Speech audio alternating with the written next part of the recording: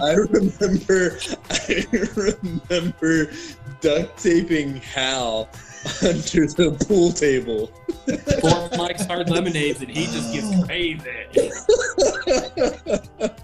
He was something, man. There was a pool table right in the center of the living room. Awesome. Look at Andrew, man. He has all the colors on. I'm trying to figure out. Yeah. Is that soccer or racing? I can't quite see all the racing, buddy. Hold on. If I can get it far enough. Oh, there you go. Mazda, okay. Now we got more. Mazda. Oh, God. Are you a Mazda guy now? What do you mean now? Do you not remember me rebuilding that engine in my kitchen? No, I remember it sitting there and nothing happening, to be honest with you. Fuck you. I remember us putting the engine in the car with a bench press bar. Yeah. Yes. And a chain. It was stuck in there. Yeah, and then nothing happened. Is it still nothing happened, or is it running? No, it is long gone.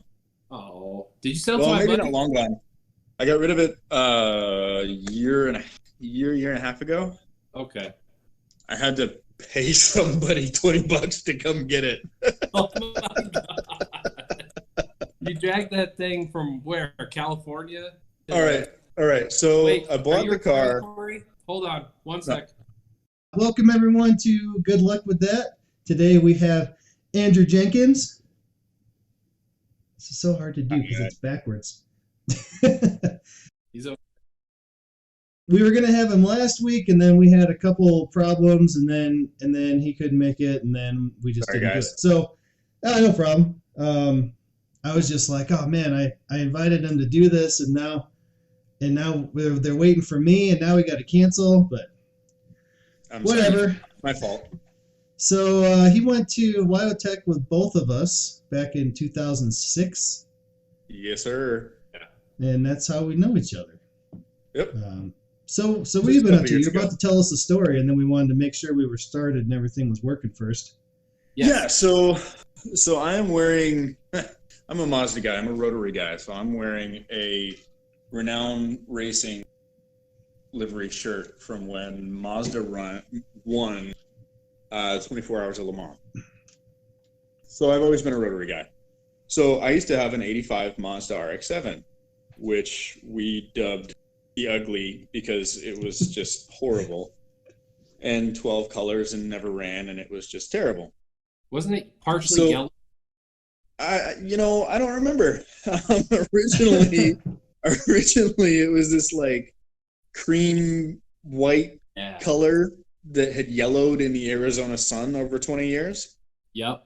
So Brian asked, didn't it travel some crazy places? And I was about to say, yes, it went all over the place. So do you guys remember my roommate, Ben? One of my really good friends, Ben Welch? Okay. So Ben lives I guess he lives in Utah now, but he lived in Arizona. And he and I went to high school together in California and knew I was a big rotary guy.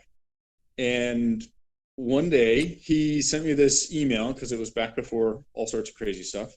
It said, hey, this guy I know is selling an RX-7 for $150. You should buy it. I went, okay. So this was in 2005. I had just graduated high school. Yep. I got my dad to split it with me. So I paid $75 for this car. And my friend's dad, Jim, trailered it from Prescott, Arizona to Orange County, California. And then it didn't run.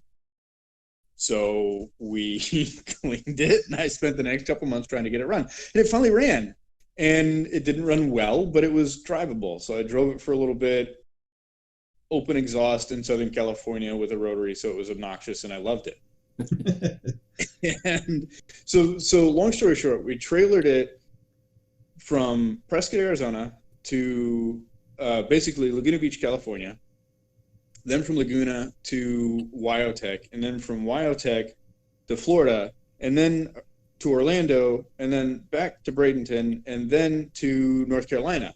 Okay, so this car has been this $150 car has been all over the country, and I have driven it maybe 100 miles. Oh my God. Yeah.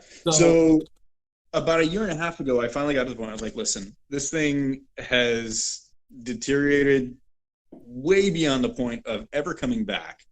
So I'm just, unfortunately, just going to part it out. So I sold some suspension stuff and finally got to the point where nobody was going to buy anything. So I listed it on a bunch of RX-7, pages, whatever, on Facebook and RX-7 Club and all this. And I couldn't get anybody to come get the car. And I had listed some parts out, and parting out a car is a pain in the ass. And do you have this part, and what's the shipping price to this one? And I'm never going to pay you, but I really want to know what it's going to cost. So yeah, no thanks. So I finally got to the point I was like, listen, I just need to get rid of it. And I said, no, I didn't pay the guy. I listed it. I said $20, come get it. There's no wheels on it, because I sold the wheels. I sold the suspension because that was the only thing worth anything. And I had like 50 private messages through Facebook, people trying to get the car. And like, save it for me. I'm going to come get it. I'll be there in 3 weeks with $10. I'm like, no. Finally, he was a scrapper. He just showed up one day and like, yeah, here's your $20 and I'll take the car. Fantastic. And then everybody got mad at me because I let it go. I was like, I'm not going to hold this thing. It's $20. Yeah. It's a shell. But it was filled with parts. Filled with everything. And like, not easy to find stuff either. But I mean, I sold the valuable stuff. But like, I had a Weber carburetor and NK wheels and racing beat springs and all sorts of crazy stuff. I had a 4-piston brake conversion to it. I sold all that, but didn't you sell some parts to one of my friends from Chicago randomly? Oh, that's right. Yeah. He met me and he goes, "Hey, you know this guy?" And I'm like, "Some guy where in Florida? Parts, RX-7 stuff." I'm like, "Wait, yeah. I do know that guy, and I have seen that car." And yeah, I don't remember what he bought, but I think he bought my carburetor. Oh, cool. Yeah. Maybe. I don't remember. I think so. Yeah, he's got like a turbo RX-7 now project. Josh Liston? Yep, that's him. Okay. And I met him through some Mazda 3 people I was running with in Chicago for a while. Okay. So he had a 3 and an RX-7. I have a 3. Corey had a 3. So I guess we're all kind of Mazda guys now, aren't we? my dad had an RX-7. I don't remember what year it was. I don't even remember the car, but I remember him having it. And I was born in '85, so I mean, it could have been how far back did they make them? RX-7s? Yeah. 79. Okay. Yeah, so it was probably about, around the same style as yours, because I don't imagine he had a new one. They made that body style from 79 to 85. Yeah. Okay. And I worked with a guy who had one of those too. Jeff Reed had one in Denver, remember? Is that what he had? I thought it was a Nissan that he had. He did have one of those too, but he did have an RX-7. Same thing. Oh, I didn't see the RX-7 then, because I remember him driving the Nissan. It kind of looked like that. It was like the same. A 240 Datsun, not a Nissan. Oh, that's what it was. Yep. Same thing. One of my customers has a 78 Datsun 280Z, and the suspension, everything underneath is identical to my RX-7. Exactly the same. They're very similar. The body's different, but the underpinnings are the same. Yeah, it's all crap. It's a bunch of crap. Shit. Well, I was telling. My Mustang, my '67, is probably about the same way. The one that I had out in the storage in Wyoming. Mm-hmm. I bought I don't even know if I bought it. My dad bought it for like $1,000 or $800. I was dating this girl that was a lifeguard out at like campgrounds had beaches and whatever. So I was driving out there to see her, and then there's houses out there too. So I just saw it behind a garage once, and I'm like, what? I turned around, went and talked to the guy. I was like, yeah, I don't know, like $800, you can have it. Nice. So that thing. Illinois? What's that? You got it in Illinois? Yeah. Yeah, okay. So it was all rusted to hell. Yeah. We did what we could with it, but we didn't have a welder. We had a stick welder. Brazing rod. Yeah, brazing rod, put floors in. We didn't have like cut-off tools or anything, cut-off wheels. So like we just put the whole self-tapping screws. Well, we put the whole floor pan in and then brazed it with the torch. Yeah. I don't know. I was 17 at that time. So anyway, that thing followed me. Actually, we got it done, and I drove it for a little while. 17, 18. I didn't move till I was 20 to Wyoming, so. Yeah, the Mustang drove when you got to Wyotech. Yeah, it was like 3 years that it was drivable. I didn't drive it every day. Yeah. I remember the yellow one. Did I have that one out there? I didn't have that one out there. The yellow I guess one? Maybe I remember pictures of the yellow one. Yeah, probably. Oh yeah. I went and got that thing later with a trailer. Picked it up from Illinois and brought it out. He had the white one when we were at Wyotech, right? Yeah. Yep. That's right. Yeah, but that was a V6, right? Yeah, I got that one for $200. It was also brazed back together. Yeah, that had a brazed on radiator support. Not cracked. Important. Don't worry. So then 67 went out to Wyoming, and then it got cut up in chassis fab, and I put that cool subframe. Actually, the frame went all the way back out around over the rear end and out the back. So, and then I brought it to Colorado with me to my first apartment. So I had to get a garage, and I was making $12 an hour and paying $800 or $900 a month for rent. Yep. We sold it at the second Mustang shop. It went to a few places with me, different apartments, and then when me and him worked for Terry, Classic Performance Mustangs, I didn't have a garage anymore, so I brought it to the shop, and he let me keep it there for a while. And it got to the point where he's like, "Hey, you got to get all your cars out of here," and I didn't have anywhere to put them, so I just started selling them. Yeah. The only thing I kept from then was the truck, which is my everyday driver now. That's a fantastic truck, and you should never get rid of it. I've told people that I'd sell it for $20,000. There you go. Maybe I should go you like told 50. me 12.5. Well, price went up because you can see all the way through the passenger rocker now, so it's worth more. Oh, so it's more. Oh, the rest is bad on the passenger rocker and the fender. Oh. You can fix it. I can, but I can't. I don't have anywhere to do it. I can't leave a car at work that I don't take with me when I leave. You can move to Durango and do it here. Yeah, if I lived there, we could. I'd love to. That far away? It's like 6-hour drive. Like 7. 7? Maybe 8. By the time I get there, I'd have to spend the night and we have to do it the next day. Oh, my God. Is that really the opposite side of the state? Yes. I'm kind of right in the middle, and he's like on the bottom left. You are in northeast Colorado, and I am like, I can see the four corners from my house. Not quite. Where are you at, Corey? I'm in Aurora, which is on the east side of Denver. I have another friend who lives in Aurora. My friend Joe from high school lives in Aurora. Oh, cool. Do you know Joe? Probably not. You might know Joe.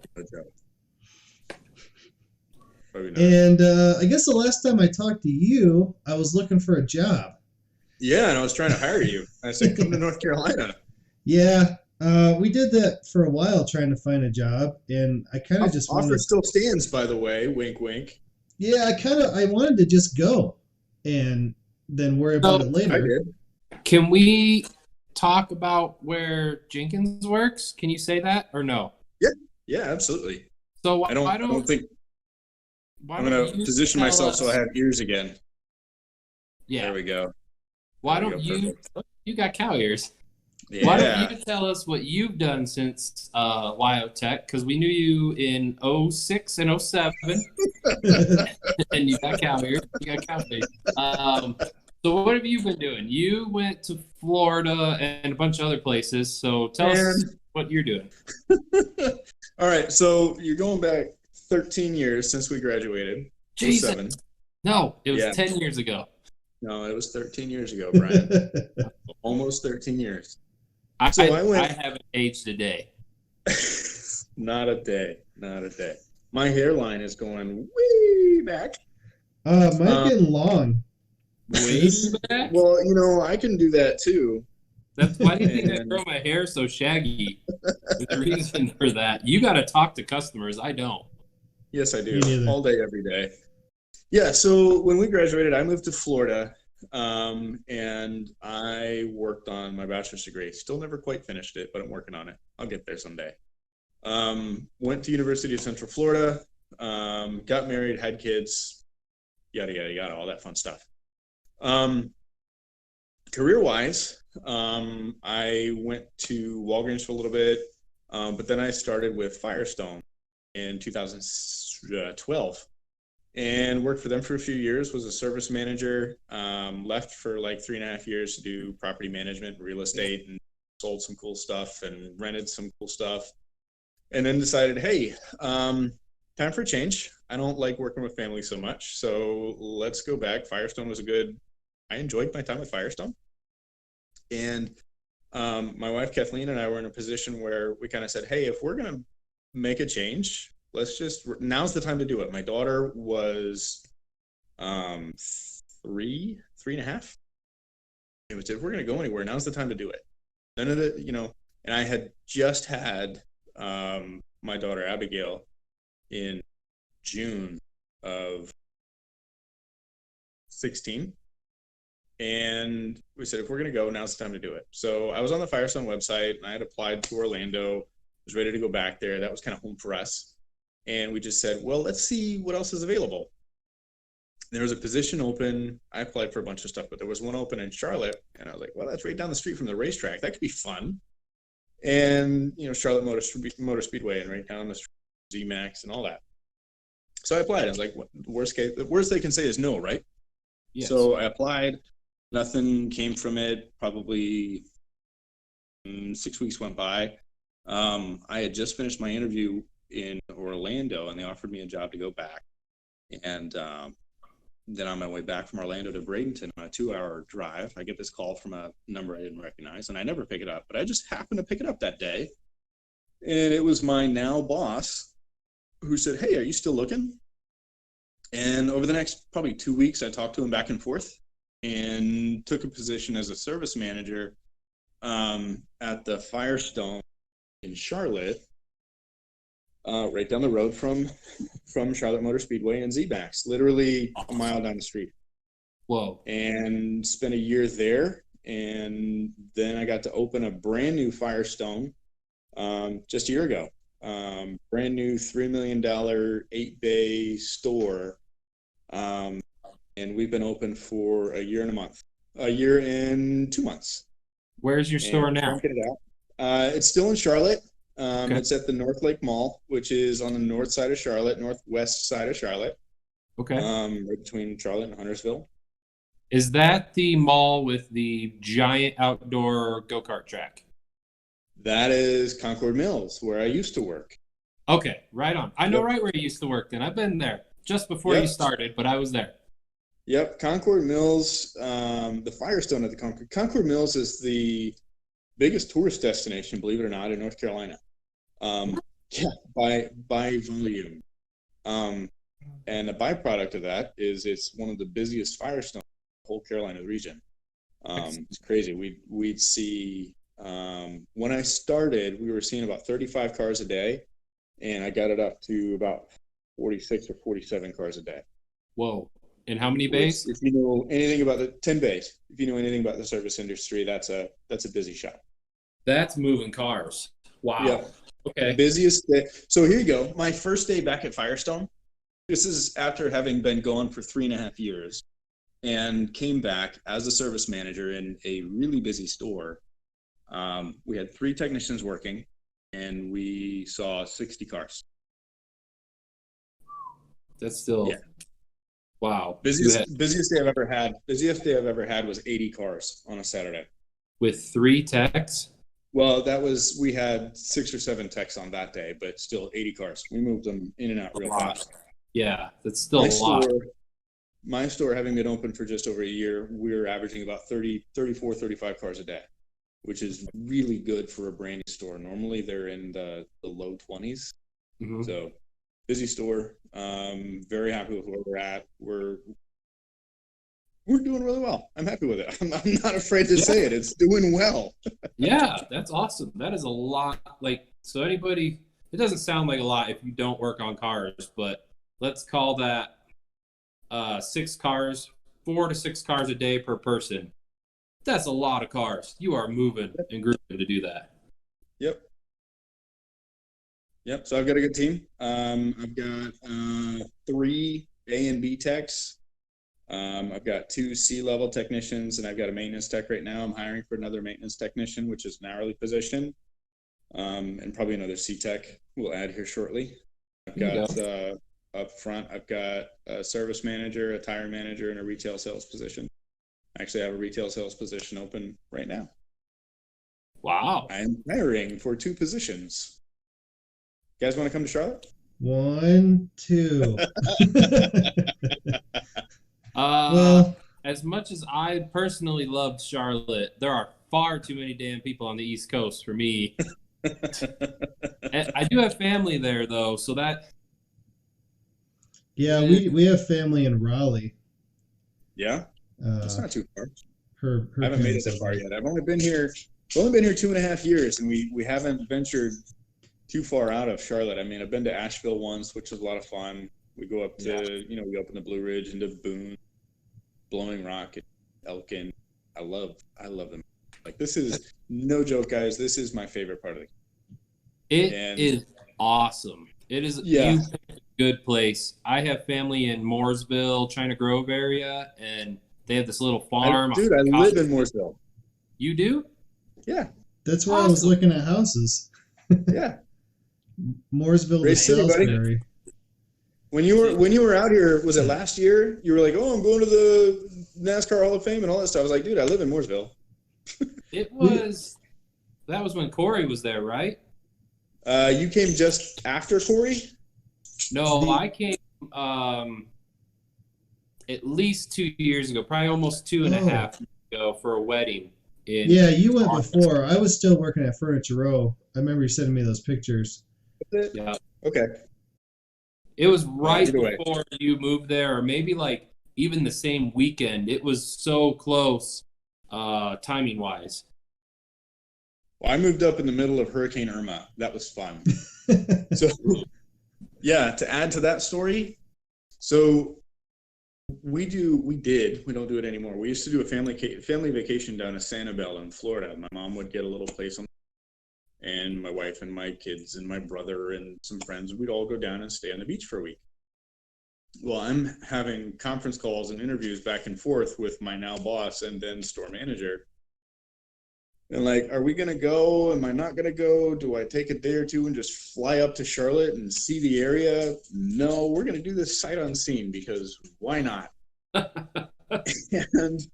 And okay.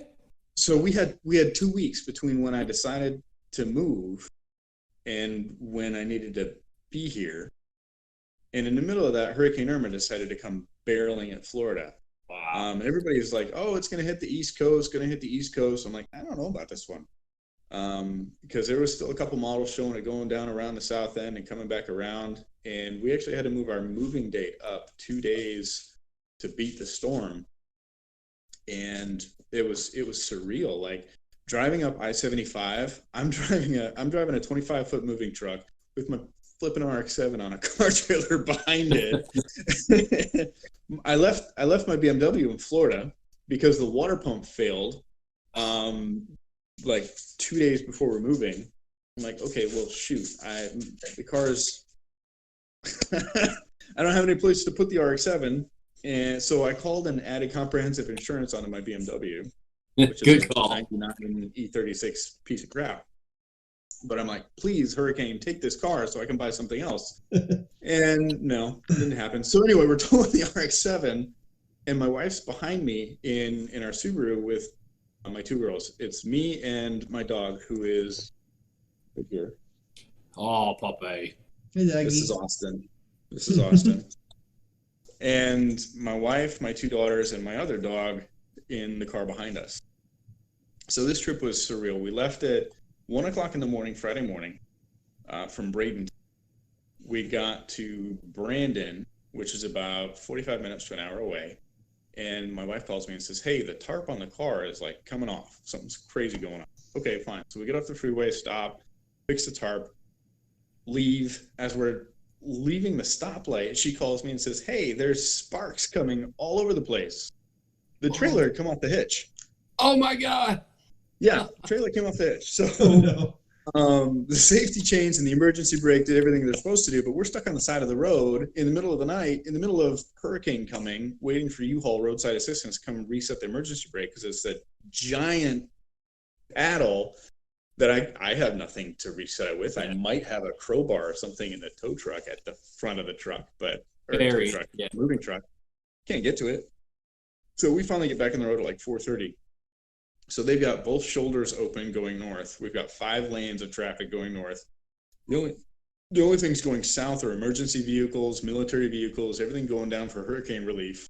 Felt like it was in a movie. We get to Gainesville, which is normally about a 3-hour drive. Probably took us 6 or 7.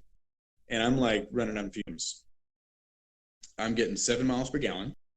And I'm about to run out of gas.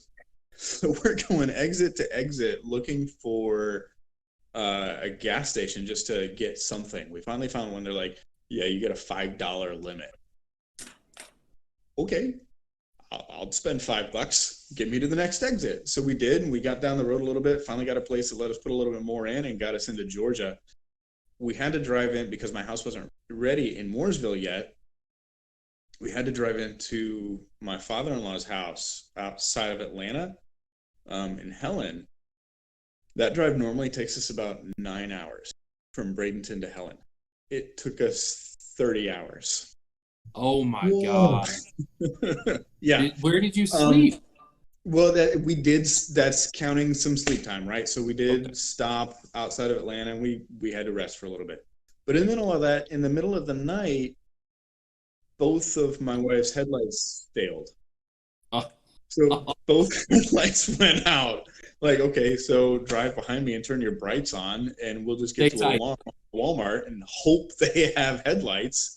And they did. So I got headlights and jar of No-Dos and some caffeine, and away we went. Back. Yeah. Oh my gosh, that sounds like one of my stories. Yeah, that sounds like a story. Insane. Holy crap. It's the kind of luck that I normally have. Wow. So you mentioned really quick your brother, and we also went to school with your brother, yes. Adam. Yep. He's not here today, but we'll have to get him on sometime. But he's also part of our group of people. He's much crazier than I am. Yeah, he's a little wild. We like him too. He definitely gut checked me one day and then was really sorry about it. And I was like, it's cool. We're good. After I moved, because so Adam stayed in Laramie, what was supposed to be a year, but it ended up being like 9 months after I left. Yeah. Were you guys still there when he rolled the rodeo? Yeah, I was there. That sounds familiar. Yeah. So in my brain. Yeah, this is Susie Rodeo, and he took it out off-roading somewhere. It wasn't Vidavoo. I'm sure it was someplace he wasn't supposed to be, and rolled it. And then, because he didn't have any transportation, continued to drive it with no windshield and a collapsed roof. And got stopped by the same cop twice in one day. Yeah, he had a little. I remember the end being a little rough for him getting through school and finishing the last. I think it was like the last 3 months he was doing like auto body or something, and he did that, and like it was bad. And then he was gone one day. I was like, oh, okay, I get it. I understand what Laramie does to people, and eventually you're just like, bye, I gotta go. Yeah, I think he rephased, and we had kind of a family conversation and said, you should probably just come to Florida now. Yeah, I feel like because he rolled it and he was in the hospital for a few days, wasn't he? Yeah, I think he cracked a couple ribs or something. Yeah, and then they rephased it because you get to miss like 3 days and then you're out, I think, during that time. And it was honestly, Brian, you probably know more than I do. That's like what I remember. He rolled the truck. He was in the hospital for a few days. They kicked him out and rephased him because he missed too many days. And I remember him being around a couple of times at campus or something, and they were upset because he was technically not a student, even though he was a student. And it was a thing, and then he was gone. Yeah, that's what I remember. That sounds like Adam. Yeah. So Adam's a service manager with Tire Kingdom. Yep, in Palmetto, Florida, and apparently the store that he's at is one of the busiest, highest volume stores in the Southeast. Wow. So he's doing well. He's also in the industry. So it's nice to see some grads who are all still in the industry, right? Yeah. Because there's so many of us who went through these schools who didn't get what they were promised. And I know that's a major issue right now. But it's nice to see some people who followed through and who stuck with it and who are still in the industry and making something of it. Because something I always said, you get out what you put in. Yes. And there's so many people that went through these schools that just expected to have this huge job when they got out, but they just coasted through classes and they did nothing and expected to just be able to, be ATEX as soon as they walked out the door. But there's still so much work that has to be done. Like, as a store manager now, I've hired 4 NASCAR Tech students because NASCAR Tech, UTI, is right here in Mooresville. Mm-hmm. I don't mean to throw NASCAR Tech under the bus, but I have not had good luck with their students. I've hired them while they're still going to school. They have to work part-time. Mm-hmm. So they're working 1:30 or 2 o'clock to close, which is 7 or 7:30. And they work on the weekends. And they all think that they're way more qualified than they're getting paid for. I was like, man, you're still in school. You guys remember Doug? Tesla. Yeah. Tesla. Yeah. Yep. Oh, Tesla. He said, I remember him saying once, it doesn't matter how much school you have, your first day of education is the day that you open your toolbox on the job. Yep. And that just stuck with me, and that is so true. And as a store manager now and having people work for me, it is so much more true now than it ever was. Oh, yeah. And it's amazing what you see. You've got guys who started as a maintenance tech, knew nothing, got all their training and education on the job, worked on up and got the training and education through, me, obviously, because I worked through Firestone, but through the company that they work for, and are now master technicians, versus some of these guys who come in through trade schools who think they know it all because they got a certificate from a trade school, and they've got so much to learn, and they got no work ethic. So I have a huge amount of respect, honestly, for a lot of Wyotech grads. Fortunately, I haven't had really Wyotech grads come through yet. I'll tell you, I would hire one on the spot because I think it's that much different than NASCAR Tech and UTI. But even then, like, until you start working professionally, your education doesn't mean jack. Oh, exactly. Well, when I started the first Mustang shop here, I was like, I know what I'm doing. And then I started there and I'm like, I don't know shit. I was like the best welder there. I got to give myself that. Went through a lot of welding training. But I 6 weeks of just welding, 8 hours a day, 5 days a week. Yep. And you had a lot of practice. You were fresh. I got really good at it, and I'm still fairly good at it, though I haven't TIG welded in years. But I haven't welded since then. I did quite a bit for a while, and then it went away, and then it came back, and now I don't weld anymore. I was just saying, I actually ran into quite a few Wyotech graduates. Neil went to Wyotech. He worked with me at the first Mustang shop. I worked with 2 at Furniture Row that had graduated there. I thought there was another one, but I can't think of it at the moment. Wasn't there someone else? Anthony SGS was MMI graduate, which was partially Wyotech for a while he went. Who the hell? I know there was somebody else. I can't think of who it was. But yeah, it seems like everywhere I go, I meet at least one somewhere. I actually work with an old Wyotech graduate from like the 80s when it was out of that one like wreck shop. When it was still a halfway house? Yeah, basically. When it was just the like one Diesel Tech building that when we were there, I think was like they called it the wreck building or something. Oh, yeah. Like northeast of Auto Body, there was like one old pole barn out there. Yeah, he worked out of that shop when he was training. I've worked with several over the years, and you know, a lot of people talk smack about people from school, and there's definitely the ones like you said who just went and signed the paper and check cleared and they walked out and thought they were master tech. And I think the biggest thing is you have to. I remember that from when we were in school. I think you said that, and maybe like Bob Bruno or a couple other people. But you get out what you put in. And I really specifically remember several times of you and a couple other people saying that kind of thing. Like, yeah, you can just show up and coast through, or you could like pay attention and follow along. And like I came into Wyotech, I hadn't even changed my own oil. Not even that much, you know. And now 13 years later, I have 2 ASE Master Tech certifications and a job and a house and cars and dogs and a wife, and it pays for all of that. You know, it's amazing.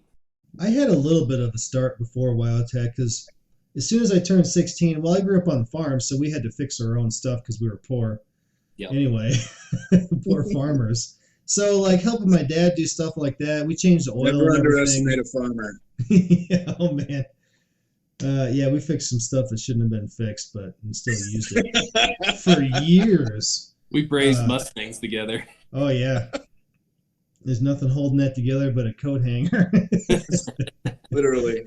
And then when I turned 16, like, the town was so small. It was like 650 people. So, I mean, there was nothing else to do except farm and cars and cousin. drive trucks around in the mud or something. Hey, man, I grew up in the same thing, so I get it. So, you know, I screwed around with my cars. I put together the engine a couple times in that 67 Mustang. A couple, probably 3-4 times. Okay. I mean, so I got to do stuff like that. I didn't know a lot of exactly what I was doing, but I just kind of put the pieces where they went and then kind of hope for the best. Yeah, until I figured it out. When it works, you're like, cool. But yeah, at least I had some knowledge coming in there, you know, a little bit of hands-on stuff.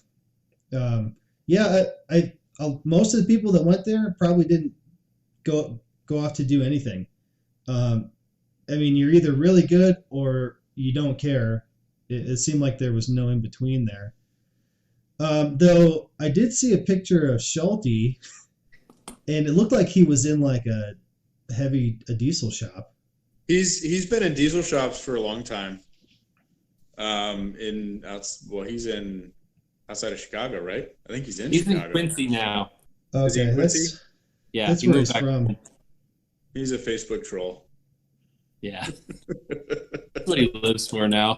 There's not much to do in Quincy, Illinois. We're gonna get Schulte on here. That would be entertaining, man.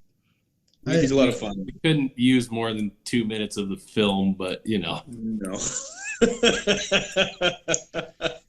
Yeah. Oh, my poop feels so good.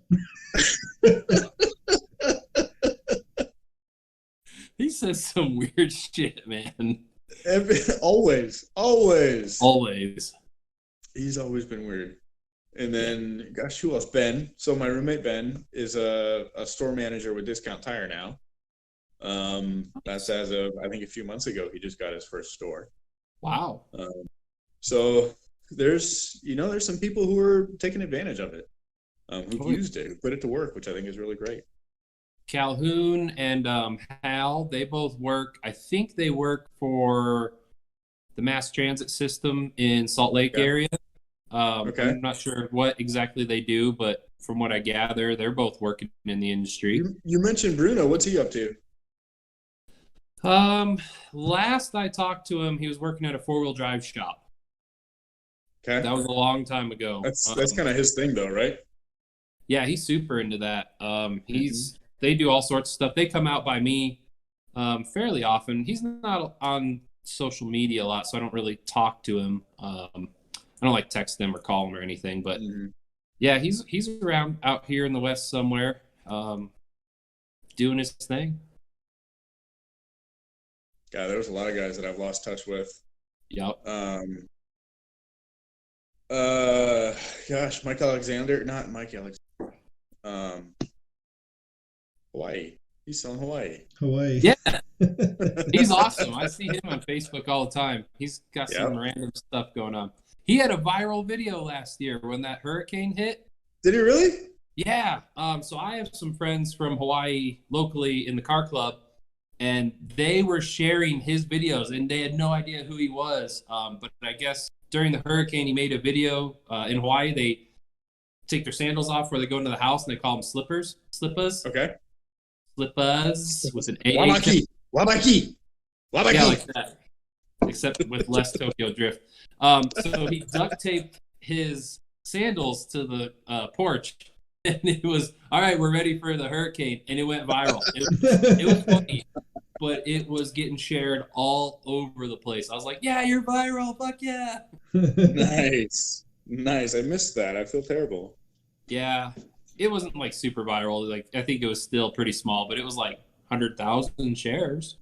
I think I had our own hurricane to worry about at that point in time. Yeah, it was around that time, and but that was pretty cool. He's doing good. I think he's got at least one kid, if not a second now. Yeah. Very cool. Yeah. He was going to come to the States a couple of years ago, and I think that fell through. So he was going to come out to Colorado. I think he wanted to see Corey. He was going to stop by me. He was looking at a bunch of places, like traveling the mainland for a while. So yeah. So I asked Corey this earlier before we were recording, but how did you get out of Valentine responsibilities this evening, Brian? I didn't, because I know you have a significant other. Yeah, my wife. She's downstairs. She's awesome. So we went out Wednesday night. My wife just finished her 911 communications training on Tuesday. She got the official word. She passed and everything. For dispatch? Yep, she's a dispatcher. Very cool. So we made plans Wednesday to celebrate that, and that was kind of our Valentine's / celebrate that. And then tomorrow we're going to ski juring in Silverton, Colorado, which by the time this video comes out, it'll be over. But it's there's a horse and a skier and a rope. And, and it's pretty insane. A horse and a skier and a rope. Yes. The imagination has fun with this, but it's nothing in the bedroom. It's broad daylight in the street. They make it's basically a flat street, and they make a kind of like downhill ski run, if you would imagine, with jumps and stuff. But it's on a flat street, and there's some pylons they go through. But the horse, instead of being on a hill, the horse pulls them, and it's a timed event, and it's really cool. I'll put some videos up tomorrow, and they're going to do a timed event on a flat street in the snow where the horse pulls you. Yes, like kind of like like water skiing, but on snow with a horse. With a horse. Yeah, it's a Western thing. It's cooler than it sounds, and they have a motorcycle class that they're doing it with too, which I'm pretty excited about. Because in Silverton, we don't do well without motorizing it. Yeah, yeah. So we're putting motorcycles with no studs. There's a class for that this year. To go down the hill? Oh, it's flat. No, it's flat, Corey. It's just flat. Okay. No downhill. That's too dangerous, Corey. 2 blocks, and they make these jumps, and the jumps are like 2 stories tall. I'll send some pictures. The top of the jump. 2 stories? Oh. Yeah. Well, yeah. Okay, you just added another level there. I'm thinking like moguls or something. You're like, no, 2 stories. Yeah. So imagine like the second story is something standing on the floor. Uh-huh. And looking out level with the guy launching off the jump. Pulled by a horse? Pulled by a horse. Awesome. Is this a Clydesdale or like an Arabian racehorse? Like, most of them are like just whatever horse they have, or like barrel racing horses. So they're pretty fast. I mean, they are quick. They'll do the last one we had up to 40 miles an hour. Have you guys? You've got kids. Have you guys come across the Wonky Donkey? No. No. Okay. You need to look this up. It's a book called The Wonky Donkey. And I'm just picturing this wonky donkey pulling a skier up this 2-story ski jump. This sounds like something I would like, because I like to... You probably would. I like to make names like that. Like my son has this little... It looks like a loaf, but it's a wolf. It's like a little stuffed animal. So I call it Wolf Loaf. Wolf Loaf. So we do that a lot. Wonky Donkey. Nice. I have to look that up. You would probably like Wonky Donkey. Yep. Yep. I like it. It's the stinky, stanky, winky, lanky, linky, lonky, wonky, donkey. Yeah. Yeah. You'll have to look it up. I will. Have kids, Brian. Have kids. So my daughter just turned 6 on February 5th. Nice. And my youngest, yeah, right? And my youngest is 3.5. She'll be 4 in June. And yeah, crazy. I don't know if I'm okay with that. Yeah. Well, my son is 4.5. And the girl is her daughter. So that's not mine. It's just a roommate. And she's 13. Oh. Corey's been around for a while, helping to raise her. Yeah. Be nice, Corey. I met her when she was 4. Yeah. So that's like a few years. You've been around a little. You're helping. Yeah. Well, no, I mean like she's not my daughter. That's what I meant. Not like. She may not be your blood, but she's your daughter. Not like she's just this. She just hangs out. Yeah. But yeah, she's weird now because she's 13. And kids nowadays are weirder, are stranger than I remember kids in a farm town being in you say that? 95. But then why don't you ask your parents what they thought of you when you were 13? You'd be like, you were fucking weird, dude. I feel like I was more of a, like, I'm sure I was weird. Or you're old now. But there were only 20 kids in my class, like 600 people in the town. So, I mean, it wasn't that weird. And we didn't have phones or the internet. So we were kind of within our own little town. We were our own little town weird. We weren't like, internet weird. Just to clarify, just so we didn't have phones or the internet, we're all millennials here, by the way.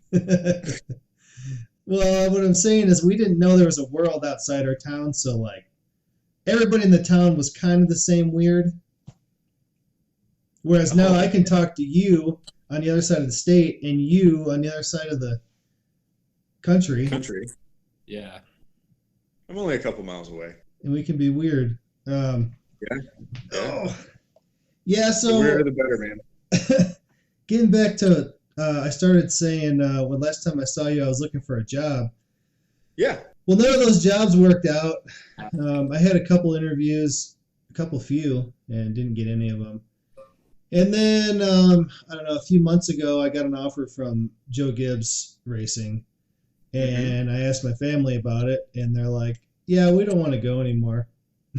So I said, hey, I was like, can I take this job? And she's like, well, I'm not going. Oh, okay. Well, I'm glad I know that now that I've been looking for a job for 2 years. I don't know. I guess it's only been a year. Joe Gibbs Racing is literally down the street from my shop. Yeah, I went there once, yeah. That's cool. Yeah, so they said, hey, we got a job if you want it. And I'm like, hey, can I take this job? And she's like, you can go, but we're not going. So the biggest problem is her daughter's dad is here. And that would cause a big problem if we took her. Yeah. So but it wasn't a problem last time around? Well, yes, but I think she wasn't thinking that far ahead. So if I would have gotten the job anywhere, it probably would have turned into a problem. I don't know. So either I go and leave my family behind, or I stay here and pass on the job. There's no question there, buddy. You stay. Yeah. No, so I work now I'm the painter at a restoration shop. Sweet. So yeah, I've seen some of the pictures you posted on Facebook. Like, really nice job on some of the stuff you're doing. Looks awesome. Except for this one I just painted today, hopefully for the last time. Actually, Neil and Greg put it together. It's that Cougar with the 5.0, 67 Cougar. Today is the 5th time that I painted it. Oh, Jesus. There was always something. Oh. It was just rust repair on the bottoms of the quarters at the rocker. There was a bubble on each side. I fixed it. It looked great. I painted it. I pulled the paper off, and the paint was a different color. It wasn't right. So, okay. The PPG guy came in and helped me mix up a color. So then at that point, we had to prep the entire quarter and then just kind of blend it up a little bit. Well, I did that, and he had me use a cheaper clear because it's a sales car. Our owner bought it, and then they've got a big classic car showroom that they sell cars out of. So I ran the hell out of it. Basically, it's different clear that I've only used a few times and we don't use very often, and it's a lot thinner and cheaper. So it was run so bad, and then my manager came out to sand it so that I didn't have to spend billable time on it. And then he sanded through the clear. So I just prepped it again, got all the So that's your fault, right? Well, it's my fault because I ran it. It's his fault because he sanded through it. So I prepped it again, and then I sprayed it, and it looked fine. And then I put the clear on, and the spot that I sprayed looked like just a blob of, like someone puked down the side of the car.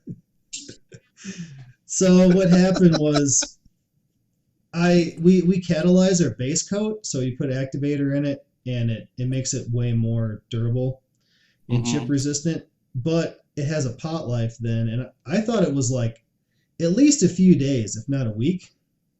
Well, apparently it's 2 hours.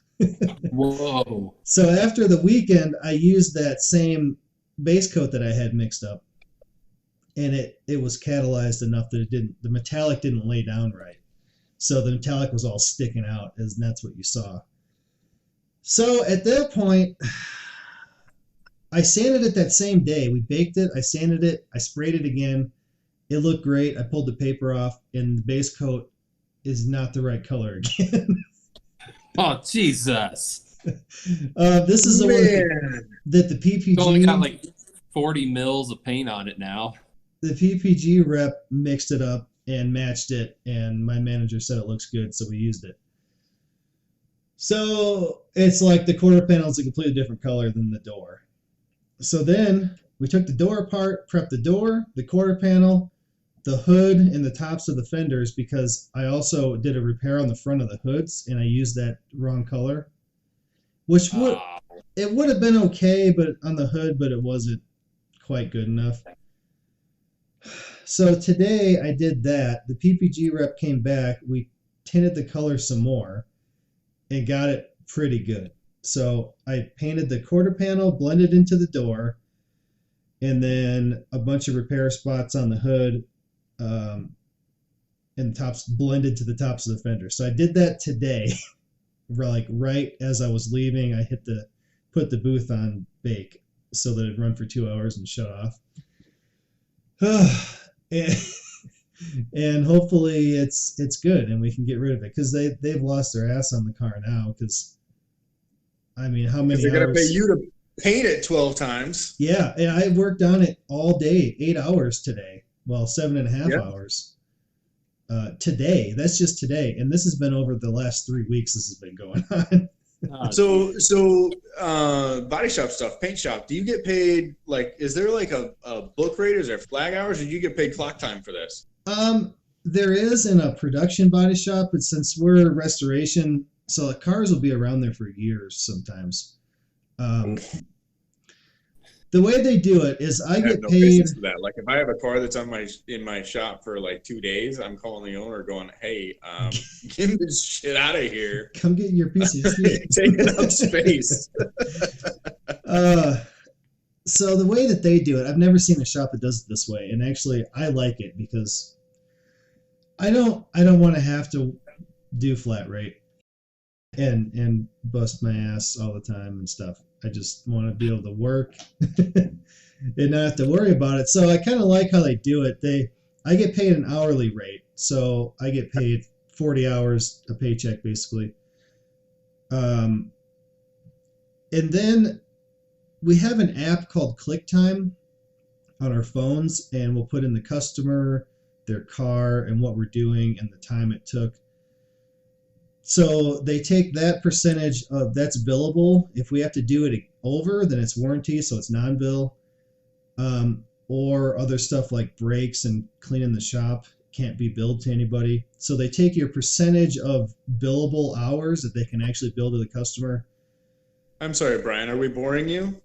No, it's just been a long day, and I'm just like, I'm on the struggle bus right now. It doesn't matter what you talk about. I'm on the struggle bus. I still got 2 boxes of 5 hours over here. Oh man, that was only went bad last year. 2 boxes? Oh, I had many boxes. All right, I've been giving those away for a year.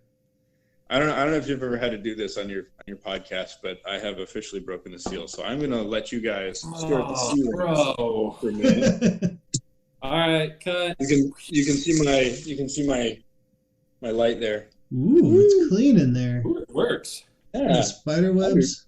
Dang, this can light doesn't even have a spider web in it like mine. I'll be right back. All right. Okay, stuck with that. I got a question for you guys. Because I know how exciting talking about flat rate and billable hours and all that stuff is. Oh, I didn't finish my. So they take your percentage of billable hours versus your worked hours, and then you get a bonus. So that's how they do it there. Or I don't get a bonus because I got to paint a car 5 times. You know. All right, sorry. You can come work for me and work flat rate and make like 80 hours a week for working 50. I probably make more money, but you'd be really tired. I'm old now, and I don't want to do that. And you'd have me for a boss. So, you know.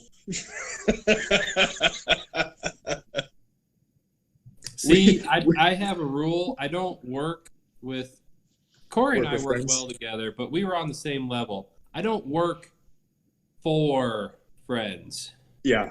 Like that. Okay. With yes, for no. And I get that. Absolutely. And it makes it hard. Like, sorry, I'm plugging my phone in. I was kind of untechnically a lead at SGS, and I think we did good with it, but I think I struggled with it because I was like the lead, but it was unofficial. But like, It was weird. I didn't care for it. Mm-hmm. It was okay when Chad, because when I worked at Frontier, I brought this guy Chad that worked with us at SGS, brought him over there, and so he was working under me, and then he got hired as my manager, and now he's a manager at Southwest in Florida, actually, Fort Lauderdale. Is that what it was? Anyway, so what did you want to talk about flat rate? You want to talk about flat rate, Jenkins? No, I don't know. I thought you were saying something, and then we cut you off. I was done. Okay. I get paid salary, so I just work forever for the same amount of money. Yeah. Basically forever. I've never worked flat rate. Really? I guess I haven't either, technically. Here's one. I've never worked professionally as a technician. There you go. Yeah, but you did ASM too, right? I did, and honestly, ASM was the reason I went to Wyotech, was because they did offer the associate's degree, and it's not just a certificate. Yeah, it's a degree, not transferable anywhere, but it is a degree. Yeah. In service management, and that is a big reason why I got the job I got with Firestone, because I did get that degree from Wyotech. And that's the main reason why I went to Wyotech. So eventually I'll get my bachelor's degree. I'll go back and I'll get that. I'll check that box off the list. But yeah, got married, had kids, and life got in the way. Meantime is. So, do you guys remember the fight nights at the Cowboy? Yeah. I never went to one of those. What? You were never there? I'm pretty sure you were there. No? No. I never fought, and I regret it. But I do remember going. I remember my brother fighting. My brother fought. So this is kind of like Fight Club in Laramie, Wyoming, right? Yeah, at the Cowboy downtown. So what was really fun was they would have UW versus Tecker nights. And every single time you get these jacked athletes from UW versus these scrawny little kids from Wyotech.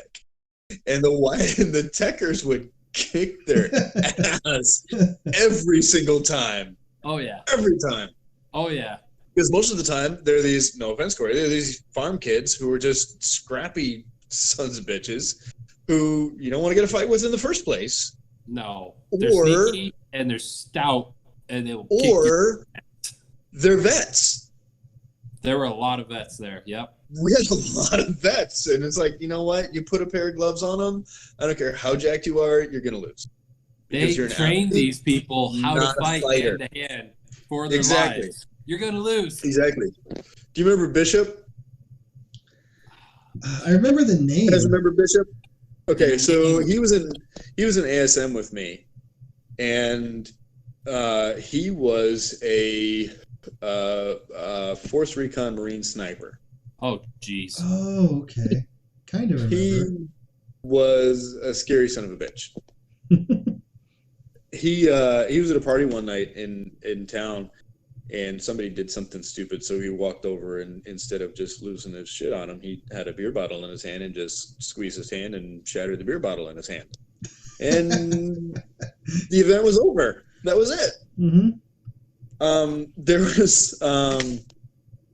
There was one day he was taking a nap during one of our little breaks. He just laid down, and Paul Tritoni, the one of the teachers at ASM, who's a retired Marine, went over and shook him by the shoulders to wake him up. You know, Bishop had just gotten back from Afghanistan like a couple months before. And if you know anything about PTSD or veterans in general, you know, if you're going to wake a vet up, grab him by the feet. Just leave him alone. So Paul shook him by the shoulders, and Bishop had just a reaction, and almost took him out. It was an event. It was like, okay, all right. Yeah, this guy's kind of crazy, but nicest guy you could ever think to meet. But I think that was we had an interesting cross section of students at Wyotech. Oh yeah. You had, the high school dropouts, you had the military, you had the vets, you had the farm kids, you had the, all walks of life. And I think that was what was so cool about going to Wyotech was you had people from all over the place. And a lot of them I still talk to and are still friends with, and they're all over the country. And I think that was probably one of the coolest things about going to Wyotech was being able to develop those relationships with people like you guys. 13 years later, and we're still friends. We can pick up a conversation. I haven't talked to either one of you guys in forever, but just pick up and start talking. Yeah. I think our group especially, had a particularly good group of people right when we all showed up. It was, there were a couple of people that were like, yeah, no, but they weeded themselves out really fast. And there were guys who were there 9 months and gone. There were guys like me. I was there for 13 months all in with classes. Yep. And there were other people that came behind a lot of you guys, and they were awful. They were terrible. And it was like, and like, I still, I forget, I have to find it, but it was on my entertainment center. I had the picture of Corey wasn't there yet. I have it. Our ASM. Our class, the class picture. Yeah. Yep. I still have that. I've got it on, it's in my Facebook album somewhere. Nice. I don't know if I've got a hard printout of it, but it's digitally out there. Oh yeah. I still have the hard printout that I got. Yeah.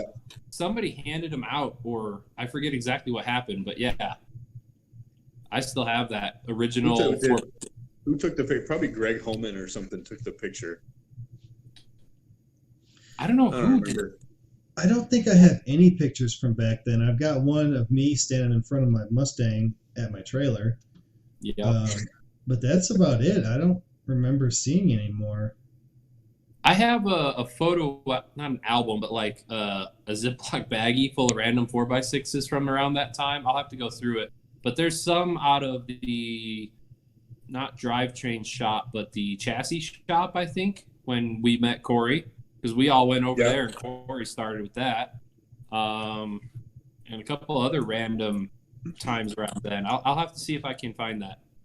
Remember all the parties at Calhoun's? Yeah. I wanted to talk about if we could remember anything that happened in any of them. I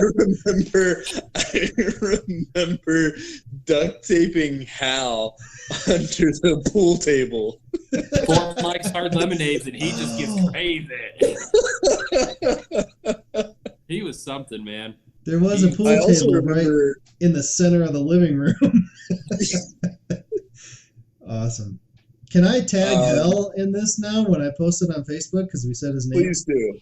I hope so. Please do. And then the people who live below Calhoun were super cool. What? Oh yeah. They're from Elko, Nevada. I remember, but I don't remember their name. They were at Wyotech, or no, they were at UW. Excuse me. But they would always show up. They were so cool. I don't remember that. And then Schulte moved into their apartment, and it was way less fun to party at Calhoun's. Well, I'm here. Oh, we didn't invite you for a reason, but now we're partying in the apartment above you. I guess you guys didn't tell me we're having a party. Yeah, I remember I had my 21st birthday in Laramie. Me too. Ooh. So I moved to Laramie from California at sea level. Oh. I was pretty low. We weren't sea level, but we were like 600 or 700 or something. It counts as sea level. Yeah, it's basically when you live at 7,200 feet, anything less than that is just, you might as well just be sea level. Yeah. Yep. And I had a handle of Jaeger by myself for my 21st birthday. And it was horrible. I still can't drink it. And we had a blizzard that night after everything. So I get up the next morning in my house. I was out past Walmart. Yep. And my house looked due west. and the wind blew east.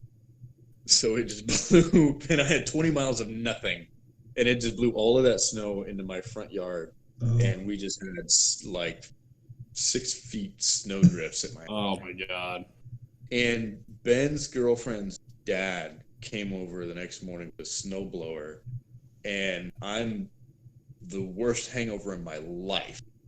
And he's out there breaking his back, trying to blow our driveway out. And Ben's like, dude, you gotta come help shovel the driveway. I'm like, wait, let me puke 5 times first. Oh man. So I still can't do Jaeger. Yeah. Do you remember, I think you were there, we jumped in Calhoun's Plymouth Fury and went down to... Yep. We had 13 people in the Fury. Was it 13? Yeah. Yeah, we counted it. Yep. That was awesome. Do you also remember the drunk bus? Yes. Yes. The Suburban. The Suburbosaurus. So he had this, yep, he had the K25 Suburban. Ben Dykeman. Yep, Ben Dykeman. Oh, I'm sorry, Dykeman. Different story. Same so ending. I had a friend. 13 years, man. 13 years. I had a friend come out and visit from California, and we all went out that night. I don't remember if you guys came or not. I think Eric, you might have been there. I wasn't enough.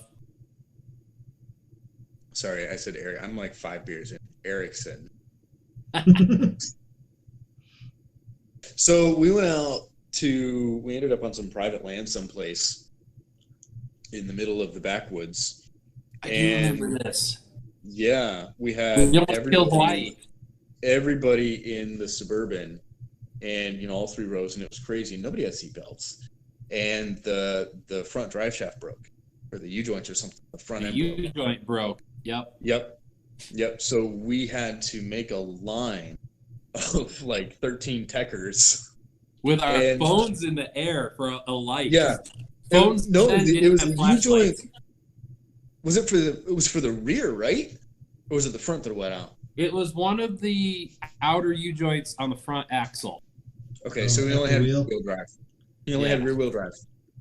And we were in a canyon. We were way out. So we had like 13 techers going out just as far as we could see in the middle of the night. Like, good God, we're going to have to walk back to town in the middle of, God, it must have been like March or something. We were way out on North 9th. Yep. And finally managed to get him out. We all just stood in a line, and he had the brights on, and he just gunned it and just drove from person to person. And we all just kept up and said, keep going, keep going, keep going. And then we all got back in the Suburban and drove around town and picked up drunk girls. Yep. I remember Hawaii. It wasn't even that cold. I think it was like 50 or 40. But it wasn't. It was a nice night. It got cold quick up there. And he was in the back, and he didn't even have a sweatshirt. I think we got like 2 sweatshirts from random people and threw them on him. And he was just sitting in the back shivering all night. Like, I think we went over a bump, and it like threw him back 2 rows or something. Yeah, that definitely happened. I think because there were like 3 rows of seats, and then the storage area behind the 3rd row. He ended up back there at some point. Yeah. I remember my friend Steve saying, "That's the best night I've ever had." I remember him riding in the back of Vanessa had that Ford Explorer, and we drove it like, I don't even remember. We drove it to Colorado. We brought a bunch of people with us, and he was in the back, like behind the last seat. And he just hung out back there. Colorado like it was some big long trip. It was 30 minutes down the road. I think we would go to like FOCO. Going down the street to Colorado. That's where we went, Fort Collins. Like, okay, we're here. Yeah, Fort Collins was a 45-minute drive, by the way. Yeah. And we trusted Vanessa to drive us all. That was probably one of our most questionable decisions in Laramie.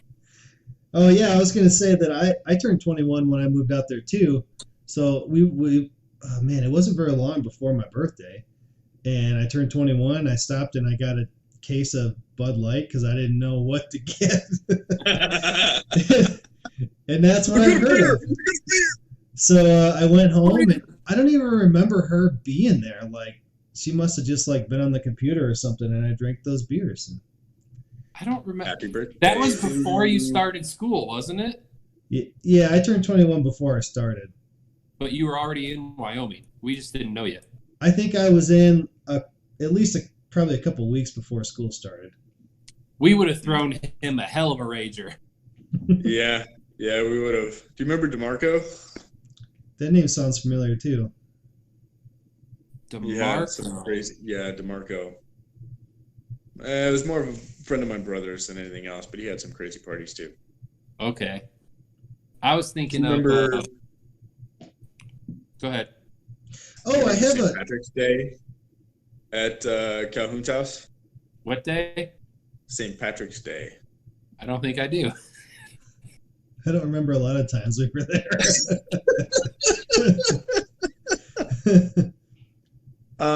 Pretty sure cops got called, and I was the only one there over 21. Oh. Did cops show up? I was gone. I do remember this one. We were on the porch. I think I was with Corey on the porch. I was with somebody. And this cop drove by and flipped a bitch to chase some guy who was speeding off North 9th. And we were all wasted on the porch, so we're thinking he was coming to us, and we scatter. Yep. Yeah. Apparently, he wasn't actually coming to the party. I remember running down an alley with some random kid, and he's running with me. I'm like, what are you doing? He's like, we're running. I'm like, no, I'm running. Okay. You get lost. I got in my car and drove downtown and met a couple girls, and that was the rest of my night. So worked out well. Good call. I do see this picture from time to time when your Facebook memories show up, and it's me sitting on the floor in Calhoun's, in his bedroom playing guitar. I had like a beanie on or something and a watch. Yep. And then I have a picture of my 67, like from our storage, that one that we had that was on the corner that had the two doors. Yep. And it was like looking in the door at it, and the coil springs were cut, so it was like slammed in the front. Ooh, cut springs. It was baller. That thing was sweet. Oh, it looked so good, but it wasn't functional. Better cut than heated. I should only cut one, actually. I cut 2 coils off of that. Yeah. That thing was in the weeds. It had no suspension travel because if it did, the cross member was hitting. Static, I had to drive it.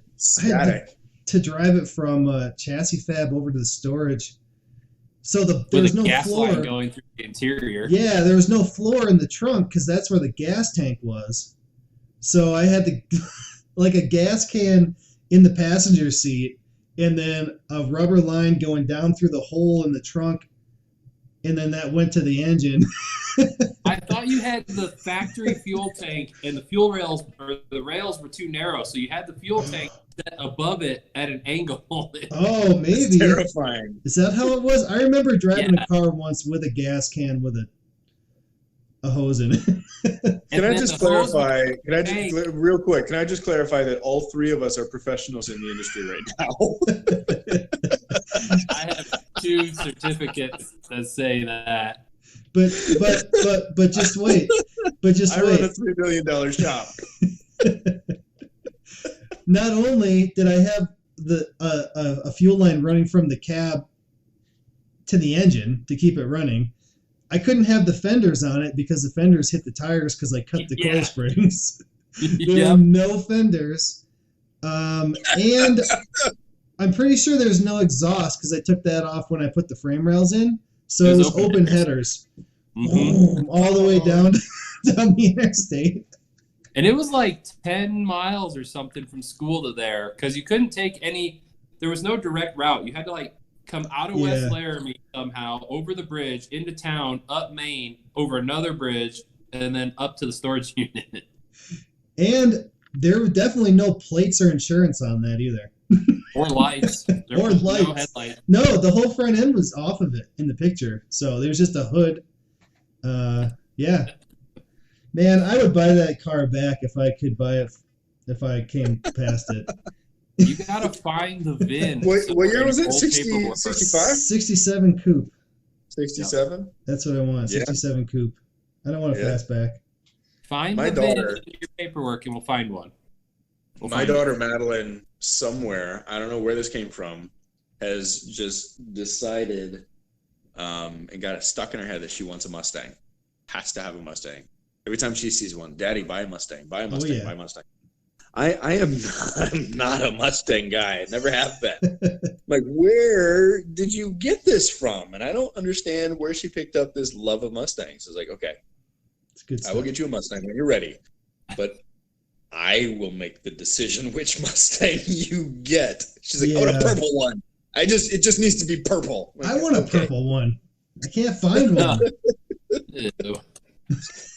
Just go paint it plum crazy, and you just piss everybody off. My Camaro when I was 16 was purple. Yeah. 92 Camaro. So was his mullet. Right? It's obligatory. My snowmobile was pink. Oh, jeez. Don't admit to these things. Just stop, Corey. Just stop.